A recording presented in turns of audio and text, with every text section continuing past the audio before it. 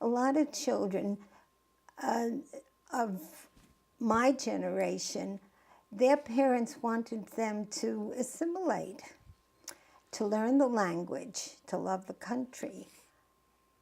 Coming back to the love of the country, I didn't know I wasn't born here, because when I went to school, they registered me as being born, everything was kind of loose.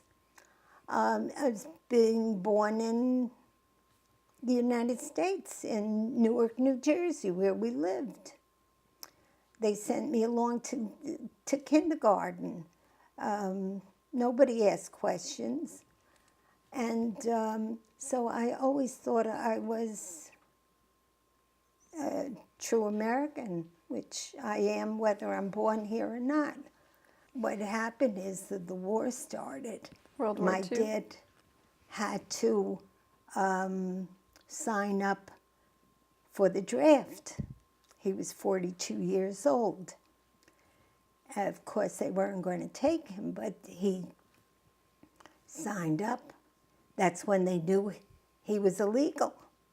By then, he went to the Hayas, and they were helping people like himself to become legal.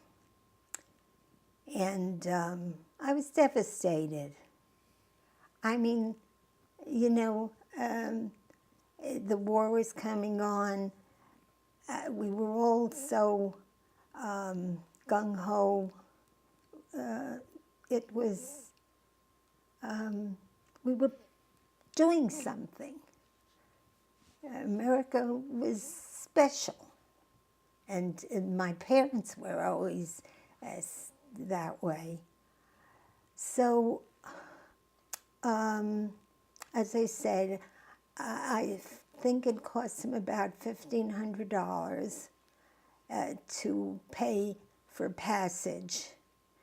And we went on the train to Canada. We went on the train to Canada. When we got at the station, we crossed over to the other side and went back to the States. That was the exchange. And then we were legal, but we weren't citizens. I didn't become a citizen till I married my husband. He was my witness. And we went down to City Hall, and I was sworn in and everything. And then I realized then why everything was so difficult for my parents. Why he didn't want to have go someplace, because he never knew. You have that European mentality that everybody is behind your shoulders. I understand when they talk about now sending people away, and then when you're ready, we'll take you back. They're leaving homes, they're leaving jobs, they're leaving children there, or they're taking them out of them, and they're scared now. I mean, I feel sorry for them. They're scared. They don't know what to do. How do I hide myself? And today you can't even hide yourself. So, so that was my background.